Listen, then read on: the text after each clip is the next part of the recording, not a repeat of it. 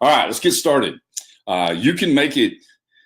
This is an interactive learning experience, so I appreciate your tickets. I appreciate your comments. I really do appreciate your questions. They help drive what we do on this, and then I have Rose that do exactly what she just did, and that is give some support in the background, and I appreciate that. So the second thing is, let's make sure that we support each other. Number three, let's add to the creative environment, because we should have a very creative environment, and it's important for us to foster that creativity. I'm going to show you an example of that in just a minute, and then I want you to learn how to look beyond the how to the why.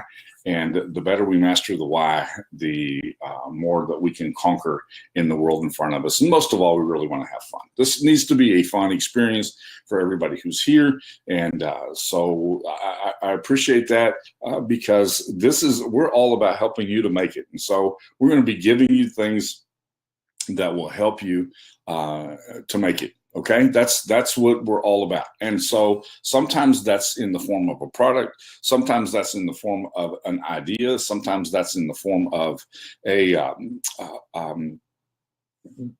technique, sometimes that's in the form of, like we did with Printify. We're going to give you things to help you to make it. That's what we're all about, trying to find ways to help you to make it. So let's take a look at some of the things that we see in the group. This was great. Dave posted this.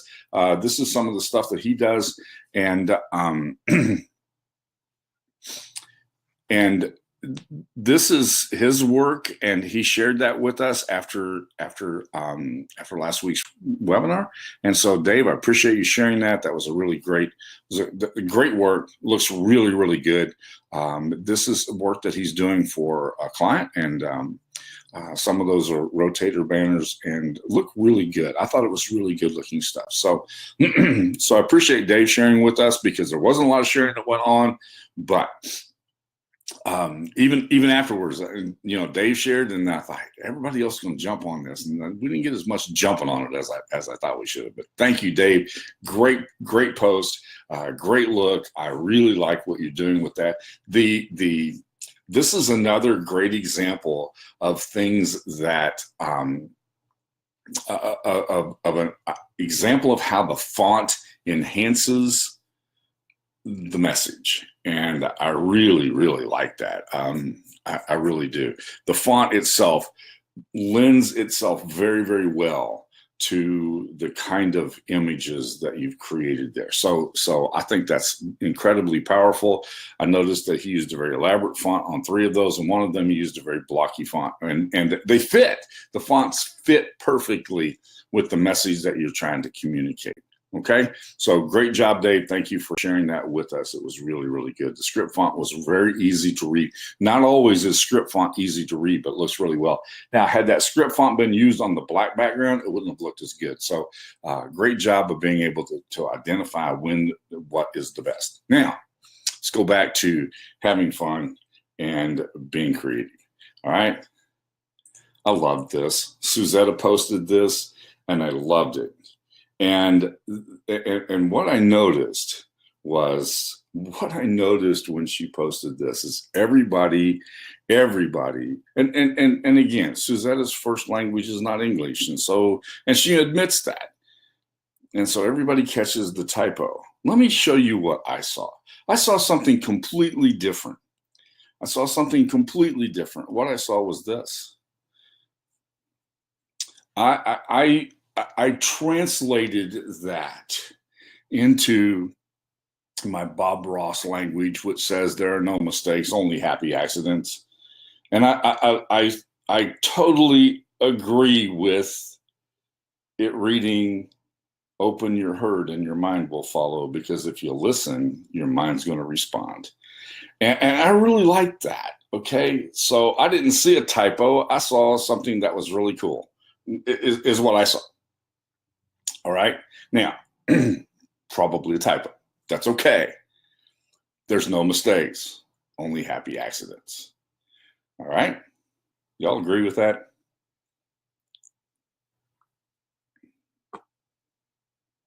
The next thing that I see here, Gene posted this. I really like this. I like this book cover. And oftentimes we do exactly what Gene says here, uses that cover in a different format to give him a different layout look. And that's okay. That's what we want to be able to do. We want to have that flexibility, and maybe sometime we'll be able to add to those features, but you can create the cover inside of Usesign, make an amazing cover out of it, and that looks really, really good. So, Gene, thank you for sharing that with us. I appreciate that. Did get this last week when I was encouraging people to share. I thought this was really cool. These were screenshots of two different people. Two different people shared screenshots of their experience of watching the webinar. So that was kind of cool. And I really enjoyed them sharing that with us.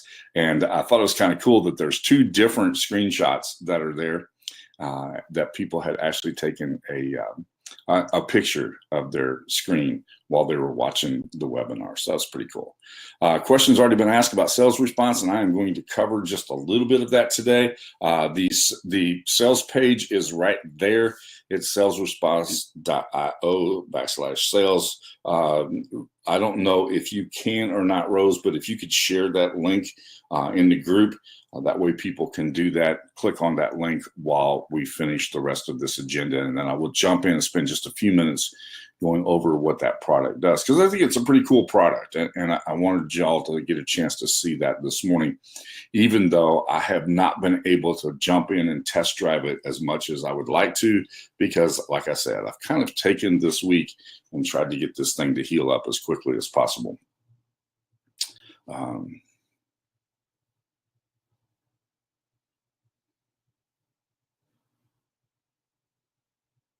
Okay, there's Iris. There's nothing wrong with the platform. It's working and functioning fine. So you'll have to get a support ticket. Rose can tell you how to do that. Okay. Again, and I remind people of this all the time. When you have a SaaS platform, and by that we mean software as a service platform, where everything's hosted in the cloud, then if it works for one person, it'll work for everybody. And so if there is an issue, it's on the person's computer and not with the program in the cloud. Now, that doesn't mean that it's always perfect, but if it works for other people, it will work in the cloud. Okay, so very important to do that. Rose just posted the sales page for Sales Response, which is kind of a messaging. It is a messaging system for when people respond to a question or a comment on a Facebook post. It gives them a response, and that response can really help. And so you can fill it with keywords, and those keywords will really help to identify and segment people who make comments. Okay.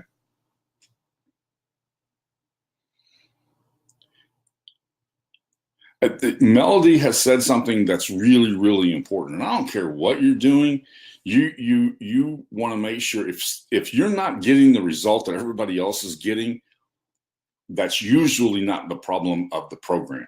It's usually residing somewhere on your computer. You have a browser that's cache needs to be cleared, or you have a browser that has extensions in it and there's a conflict with the extension. And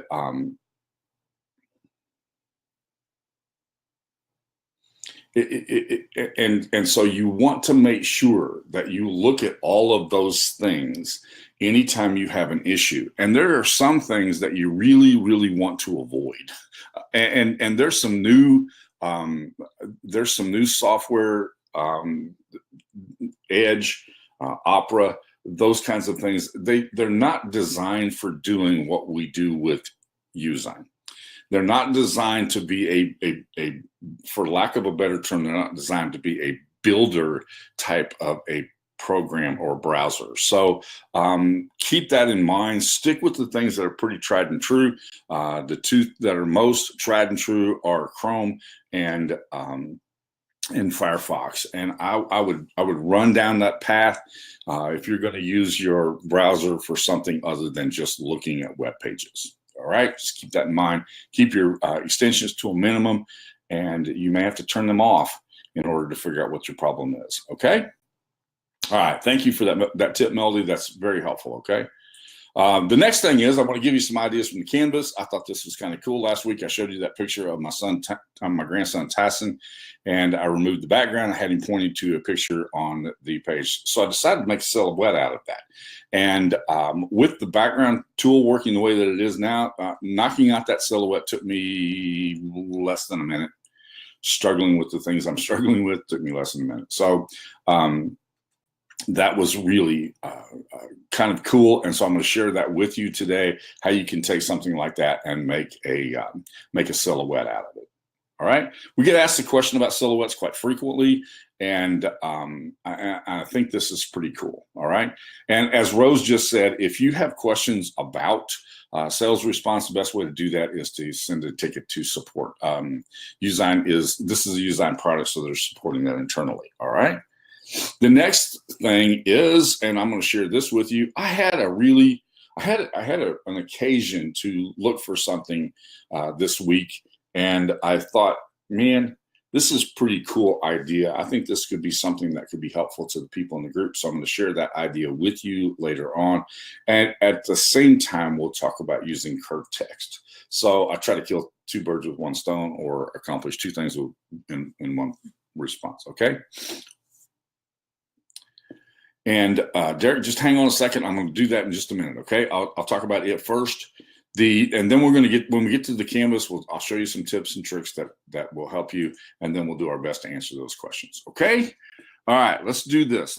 Let's switch our screens. I know I blew through that pretty fast, and I kept that to a bare minimum today, but I did that on purpose. So give me a chance to share my screen here, and I will be right back.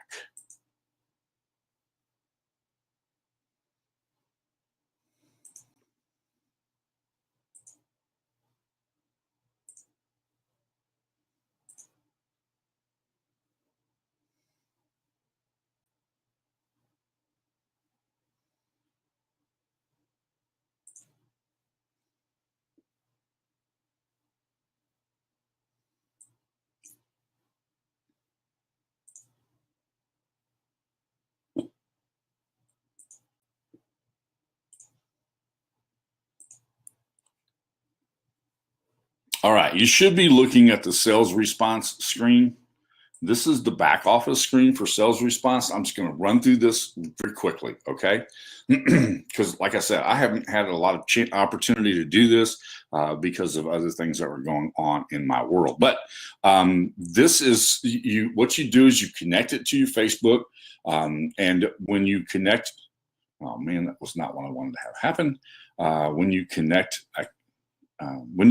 it to Facebook, I don't want to have to log in again. That was not where I wanted to go. So let me do this. I'm gonna blow through this rather quickly here. Never fails that.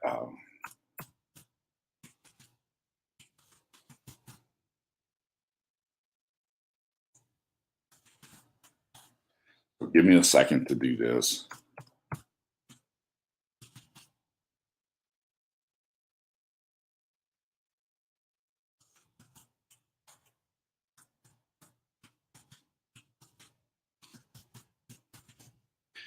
And I'll show you. I won't be able to show you internally what these are set up like, because I haven't had a chance to set my own account up.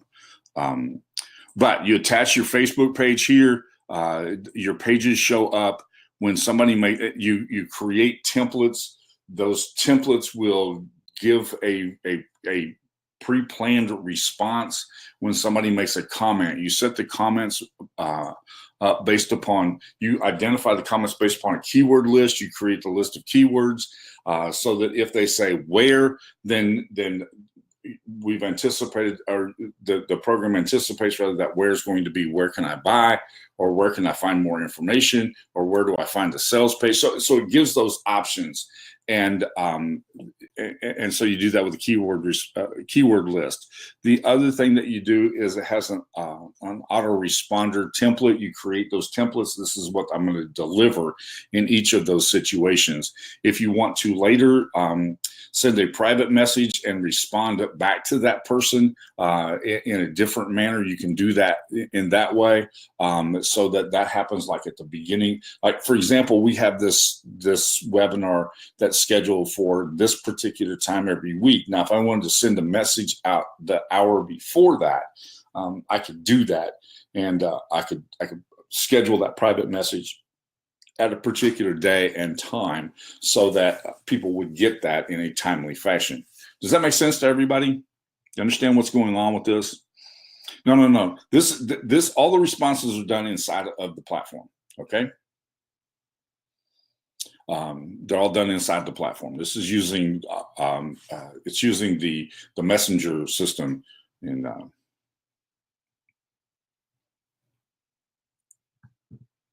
certainly that would be an option, Big Head Bob. You could do that. That would certainly be an option. But this is another way that when people make responses, and I do several live feeds a week on different platforms, and I'll just give you an example. I have several live feeds, and if somebody makes a specific comment, then I'll be able to give it, and it matches one of those keywords, then they'll be able to get a message even while I'm doing the live feed, or when I've gone to sleep at night, and they'll get an opportunity to when they respond to get a private message. So that's the value of that, and I think it's a pretty slick. I think it's a pretty slick tool, and I think it'll be great. Okay. Sure, you can do those. Those are all pre-canned. That's the purpose of the templates, is you can build that how you want to do that. Okay. So this is basically, this is the bonus page. And so these are the bonuses that get included with that. And then this is the sales page that's right here. And that's the link that I had Rose share with you earlier. So so this is where you go. This is how you get it. It's available right now for $67. And I think that's going to be available for the next couple of days. All right. Kind of an interesting piece of software.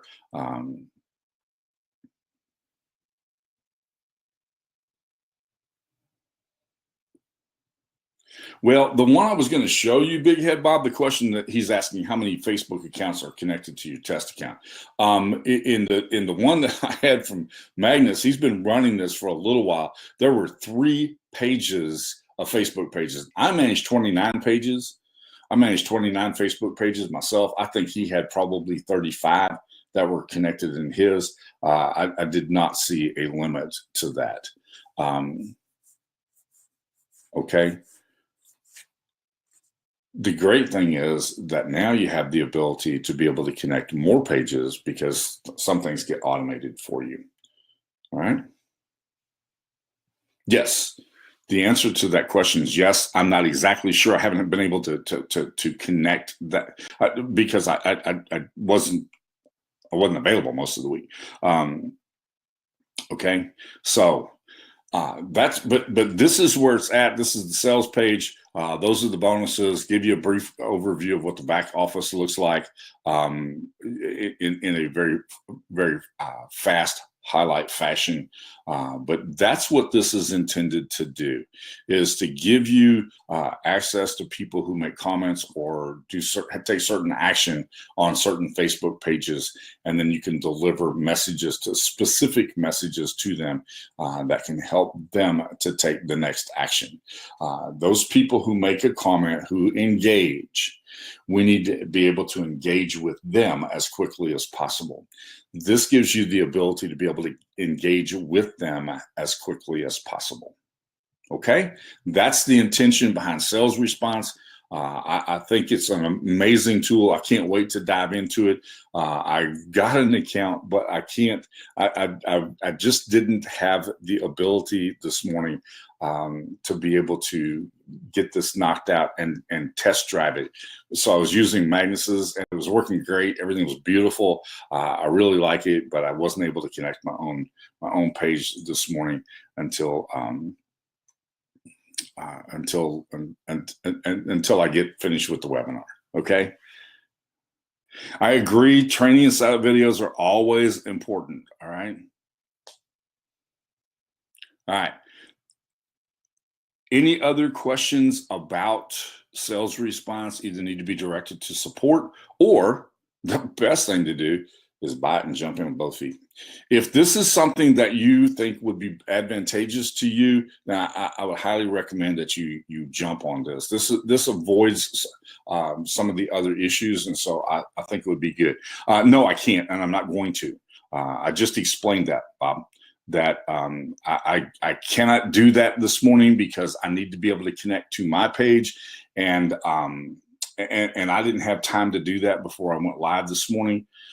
I got disconnected from Magnus's page, and so that's where we're at. I agree, Tyree. Look at the software. Look at the video. It'll tell you what happens. Okay.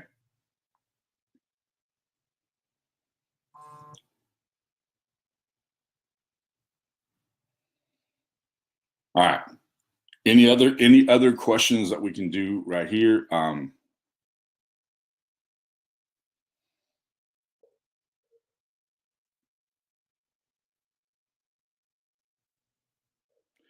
The sales page is salesresponse.io/sales. I think that was it. Yes, that was it.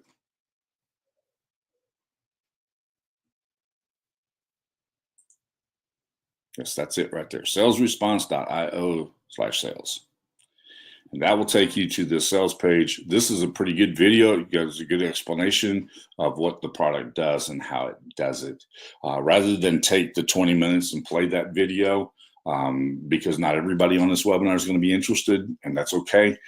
But I did want you to get a chance to see that. It is something that we're running right now, okay?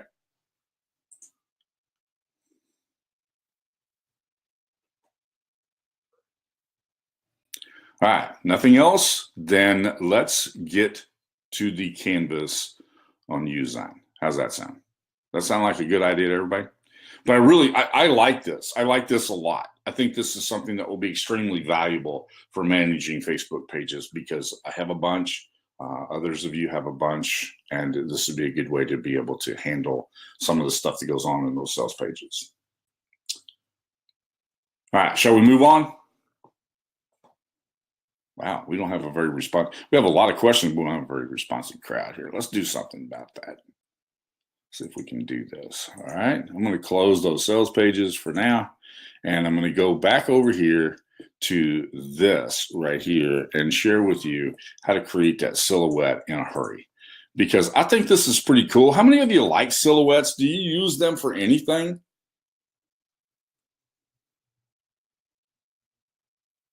I mean, the t-shirts, silhouettes become valuable on a t-shirt.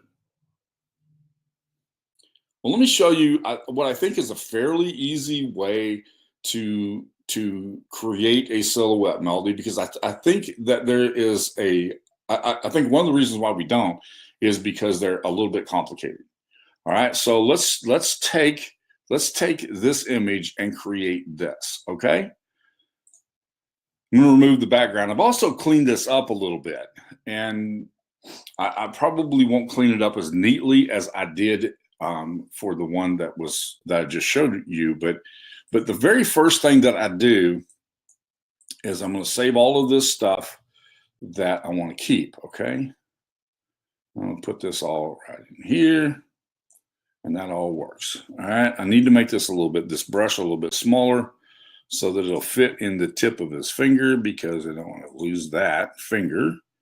And then that's getting pretty close to what I need to save. So I'll save part of this hair. What I'm going to do is I'm going to eliminate the hood, and I'm going to eliminate this front of his jacket that's sticking out here at the same time. All right.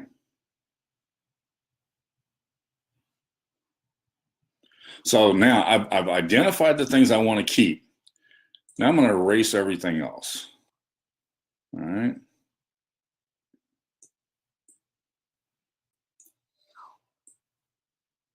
As I do this, I'll do my best to watch the comments. So if anybody has a question, make sure that you hit me with the question as we go. All right. Because it's a lot easier. It's a lot easier to address the question while we're going than it is to come back and do it later, because this is one of those things you want to be backing in and out of.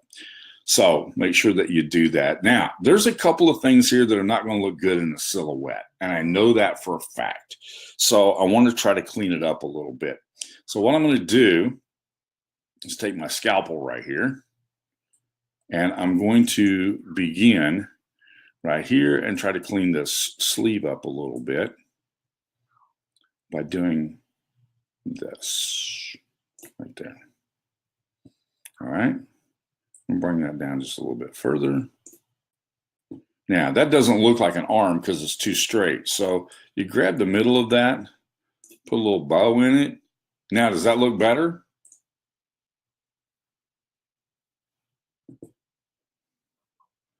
We'll do the same thing over on the other side here. I'm gonna take this hand right here, and I'm gonna bring it down to about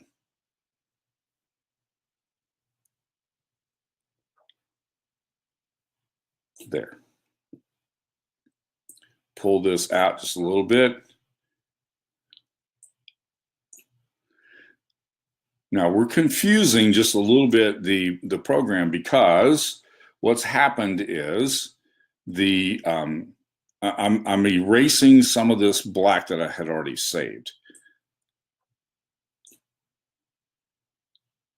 Now that looks a little bit better as a silhouette, right? Y'all agree with that?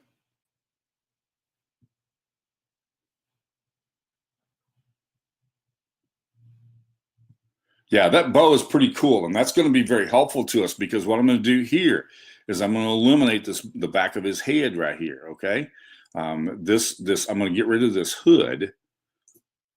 Let me delete that because that's not, I started in the wrong spot. I want to get rid of this hood, so I'm going to pull this around here.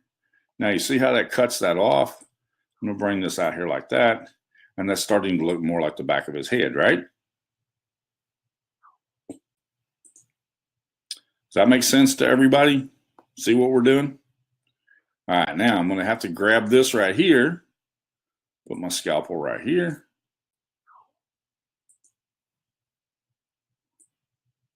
Whoops. There we go. Now, I'm going to start right here, and I'm going to come up to here.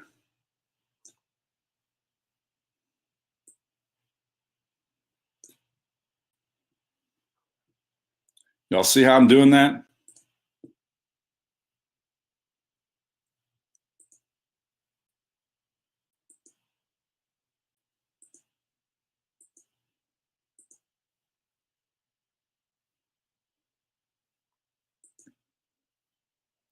But yes, this is a combination of the scalpel tool, because that's going to be important.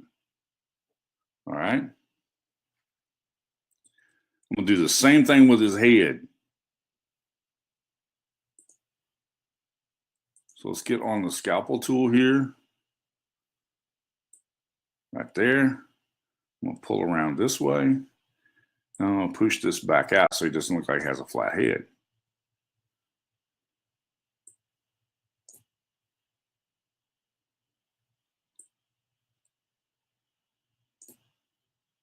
All right, is this looking better?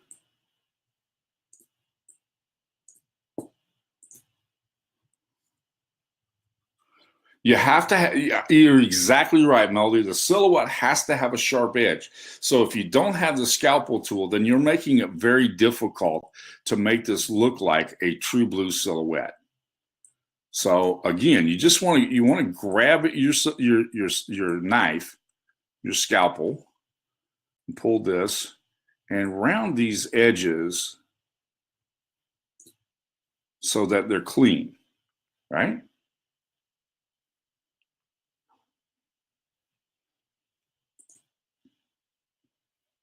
Now I've made the arm look right.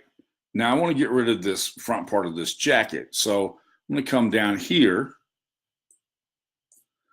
grab my scalpel right here. I'm going to come down here and pull it up here. Now that's going to bow in. So I want to instead take it and bow it out like that. Now I'll get rid of this because it was in there earlier. And I've actually got my green going over too far, so I'm gonna have to work on it a little bit tighter. See what's happening here? I've identified that red as something to keep, and now I'm telling the program that I want to get rid of it. But, so I got to work at it a little bit.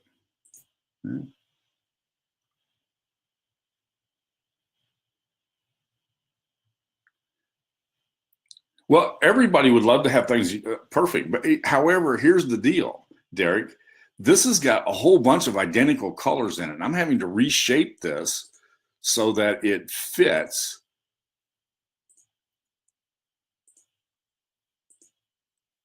It would be awesome if it were automated, you know. However, you work with what you got and you master the tools that are available to you.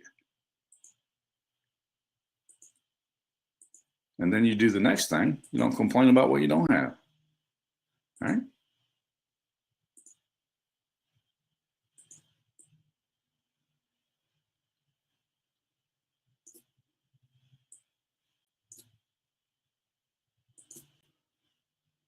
Having a little trouble getting rid of this area right here. There, it's coming into play now. All right. And that's my fault because I got a little sloppy to begin with. Sometimes I've discovered that if you get a really big brush, you can bump better. See there?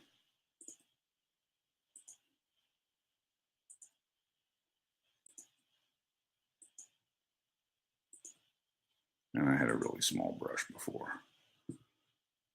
All right, how's that looking now?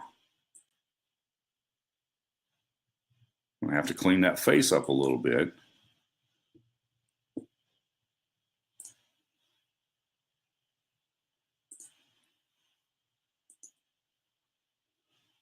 But does this look better now? I took the kid in the jacket.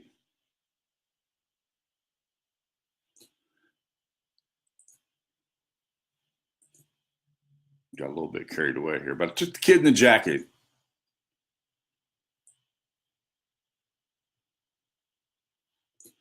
And I got rid of the jacket,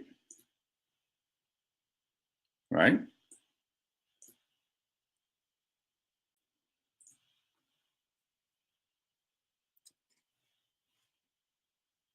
Yeah, the armpit is a little too thin. I totally agree with you. So let's move it out.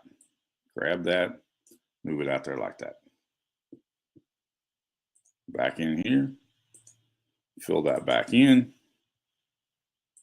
When you're trying to get rid of those identical colors, it's a little challenging sometimes.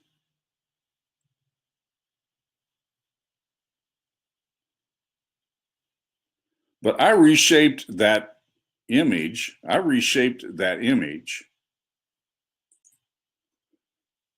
It's like that.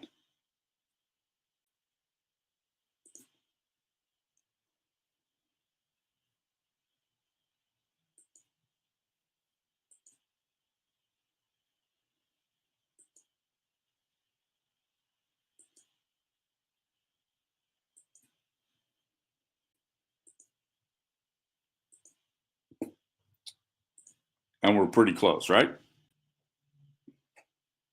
All right, now I've reshaped the image. I've removed things I didn't want in the silhouette. That would have looked dorky with that hood in the silhouette. Would you agree? So now what I'm going to do, all right, watch this. Now I'm going to change my colors. I'm going to change the color of the background. I'm going to make this background, I've now turned the white background on here. Are you with me? I've turned the white background on here, and I'm going to save it. Now I have this as an image that's been saved with a white background. Y'all understand the step here? Now, this is what I'm going to do. I'm going to open this back up. This time I have my cropped image right here. And I'm going to save the background and get rid of everything inside of here. It's not going to be perfect, but it's going to be close. All right. You see that now? Now, next step. Are y'all paying attention here?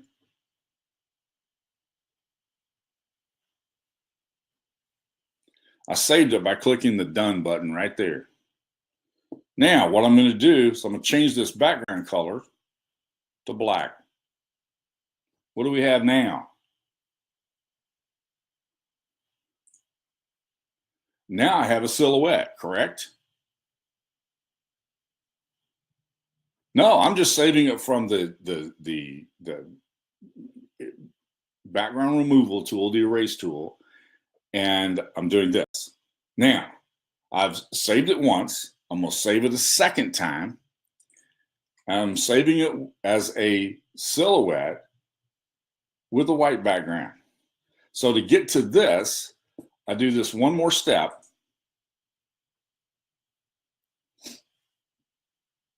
And guess what I'm going to do now? I'm going to save the stuff that's black. I'm going to remove the stuff that's not. I'm going to set my background to transparent. And I'm going to save it. Does that make sense to everybody? How easy was that to do? Now, it was a little bit harder because I sculpted this.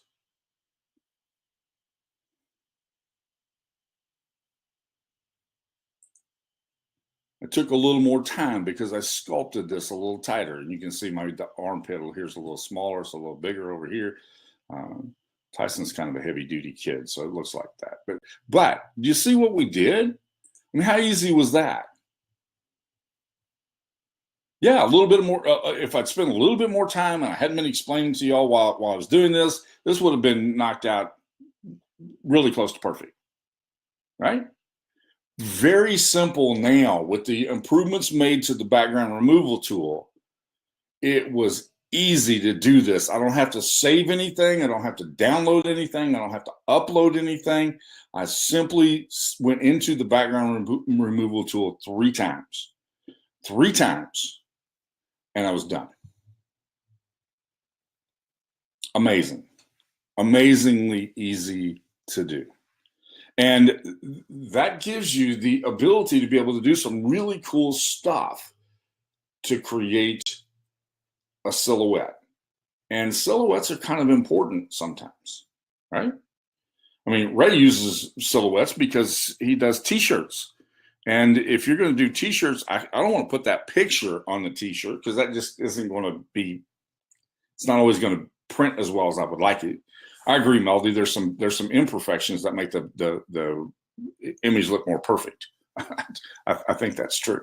But yeah, this is just this is a technique that we can now do much faster than we did the first time I demoed this because of the changes in the background tool. This is amazing, and I wanted you to catch that because I think what we went from the image that we had to, and you could pick which one of these you want. Didn't take very long to do that. Okay.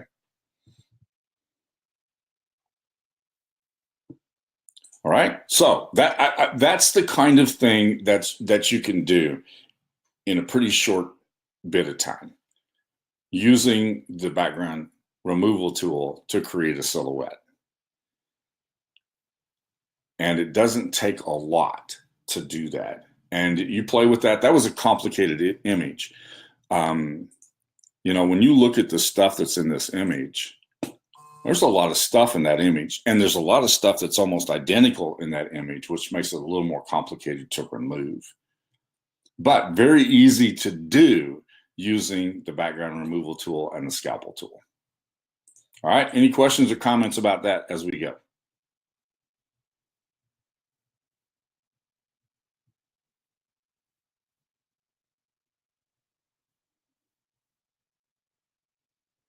All right, then let's do this. We're going to move over to the other thing. I want to show you how I stumbled on this, because I kind of stumbled on this. I was looking for backgrounds for children's books. All right. Now, I was looking for backgrounds for children's books, and I wanted to include the moon. The concept that I had in my head included the moon. And so I went to Pixabay and I typed in moon reflection. I wanted dark images. I wanted to include the moon in those darker images, and I wanted to explore what could be done if I put that in a letter size and used it as the background image in a children's book. Okay, how many of you would have thought to do that using Uzan? I know some of you would have. I know some of you would. So I looked at moon reflection. I found some of the coolest images. Okay, we're going to play with the images just a little bit in the time that we have left. But I added this curved text here, because we're always getting questions about curved text. And I'm not going to spend a lot of time playing with the curved text. But again, the way I got this to go in a circle, I set this slice to 360 degrees, turned this one to 0. So it doesn't complicate the issue, okay? Because this is what happens if I mess with this. So I need to have one of them set at 0, one of them set at 360, because I want that to go, I want that to encompass the moon. Got that? This is a really easy tool if you'll remember some real basic geometry, and that is that a circle is 360 degrees, and that's what this is all about. All right. So if I want it to be 360 degrees, if I want it to completely encompass the image that I have, then what I want to do is I want to set my preset here at 360 degrees. Now, I may have to play with my type size a little bit to get it to look right. Now, the thing to remember when you're playing with the text tool is that a letter like M is going to take up way more space than two letters like an R and an I. So you're going to have a bigger gap between these. So think carefully about what you're going to have put in your image. The image that we had earlier by Suzetta, and she had done a great job of being able to curve her website address across the hump of the heart. But adding a www to that, W's take up more space than any other letter in the alphabet. Then it got really complicated. Most of the time, you don't need the www in front of a website anymore. So you got to think about what's going to be in the best interest. I'm making this look awkward by adding things that are going to be that they're going to make it more difficult. Does that make sense to everybody? I mean, a little pre-planning solves an awful lot of issues. And I have a list, and I'll probably share that with you next week. I have a list of questions that I go through in my head when I get ready to do something.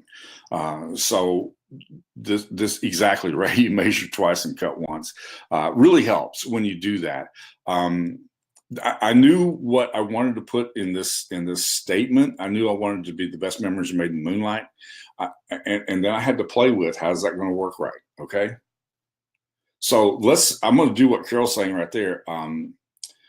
She says the moon reflections are really cool and nice. Bob, that's all I do in these webinars is I share systems. That's what I do. And I just shared one with you. I think out what am I going to put in this circle and how's it going to fit in the process of the circle when I do that. Okay. So I said I'll share that list with you probably sometime next week. So to get the bottom half of the text the right way up, set it 180. Exactly. So if I wanted to do that, that's exactly where I'm going with this. So I realized that this is probably going to cut pretty carefully across in half here. So what I'm going to do is I'm going to split this. All right. I'm going to split this right here. And I'm going to remove in the moonlight. And I'm going to take this now to 180 degrees.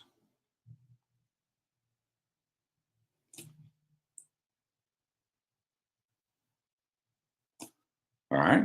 Are you with me?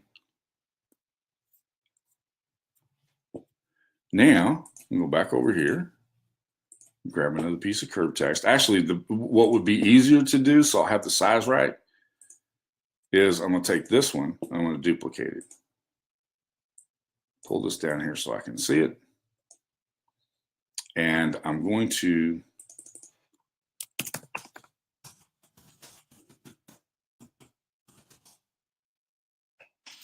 now, I'm going to flip it like that.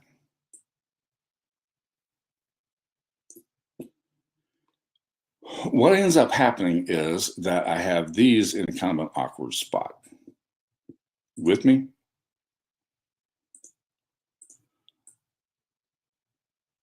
So, in that case, I'm going to need to rotate this just a little bit.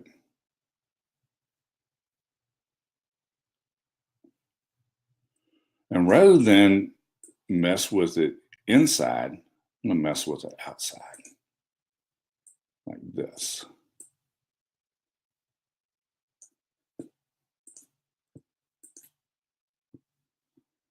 No, we cannot adjust kerning.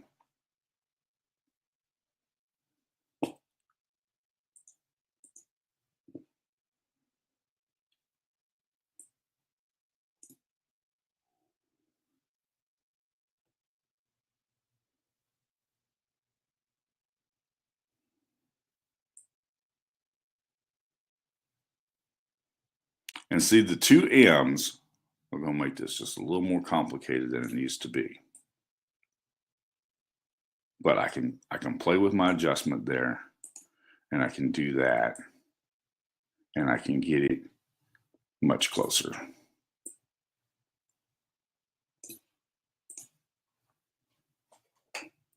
Yeah, if y'all had any idea what it takes to kern letters, you'd get it.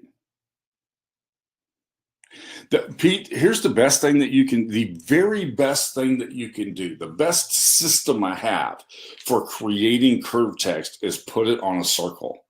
Y'all seen me do this many times. I grab this graphic over here, and when I'm doing a circle text, and I always do the same thing, okay? I take this guy right here, and I use it, or something similar to that, and I use it as my circle. And then I put my text around the outside of it. A lot easier to do it when you've got something to go by.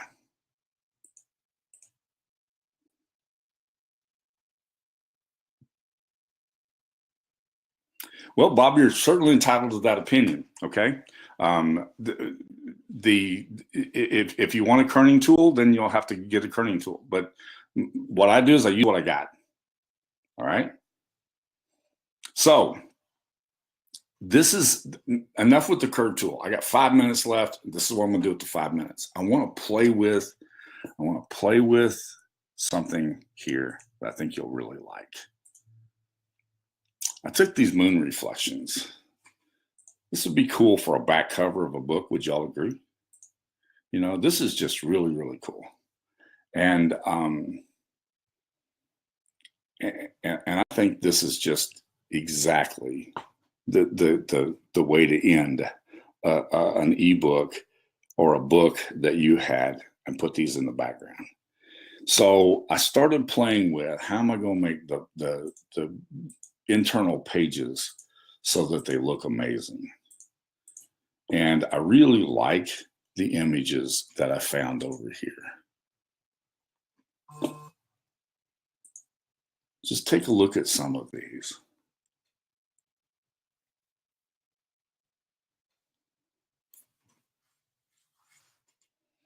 I mean, how cool is that? Again, what am I doing to keep my proportions the same? Y'all remember this. What do you do to what do you do to keep your proportions the same? You just click the background tool. Exactly. If you click on the background tool, now I'm stacking them, so I'm not using replace. I'm stacking them, but and then there's just some amazing looks here, and I just went through and pulled some of these, and I mean, you could do some of the coolest stuff in the world with some of this. All right.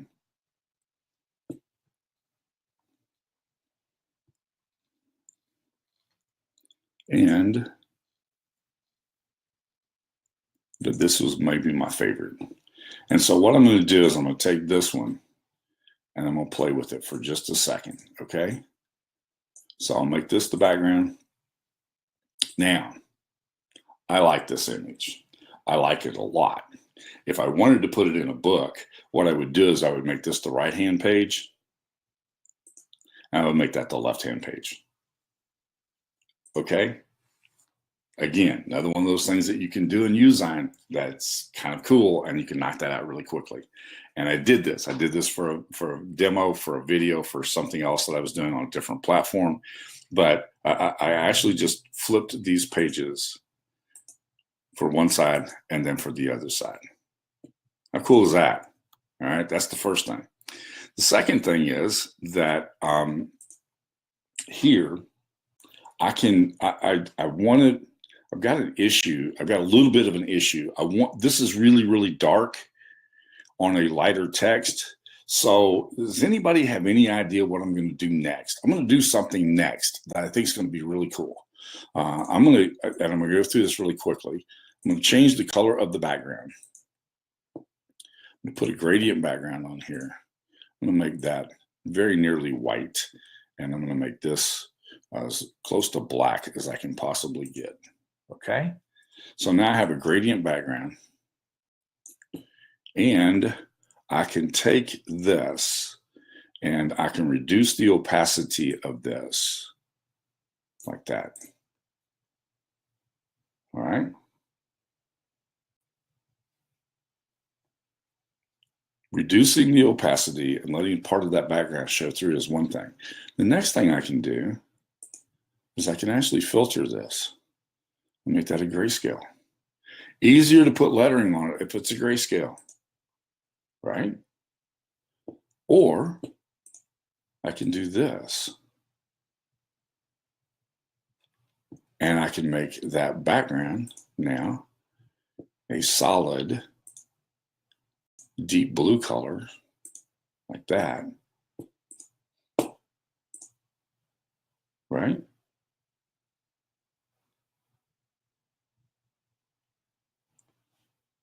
So then you just start playing with this. You can create some pretty interesting things. Now, the purpose that I had was I was going to create I'll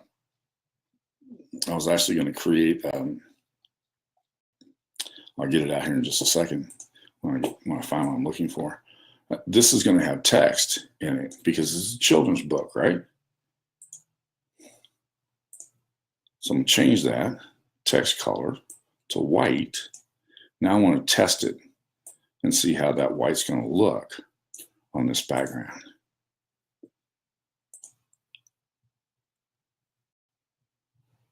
What do you think?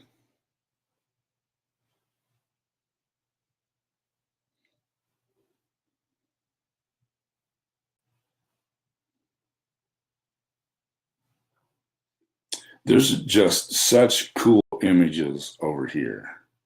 I couldn't wait to find a way to use those. But I want to make sure that the text shows up well, okay?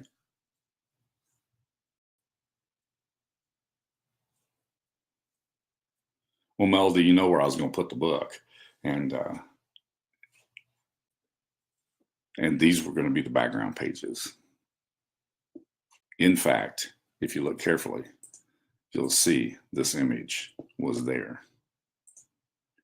But see, that doesn't show up quite as well. So again, this is one of those things you've got to play with this. And how am I going to make that work? That looks better. So your filters can be hugely beneficial in helping you to handle how that's going to look. Okay. All right. With that, I need to wrap up. So thank you all so much for joining us today. I look forward to talking to you next Friday, same time, same place. I may be on the road, but it'll be the same time, and I'll be here.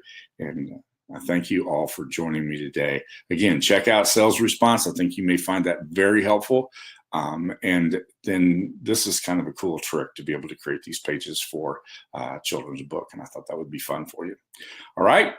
Have a great weekend. I'll talk to you soon.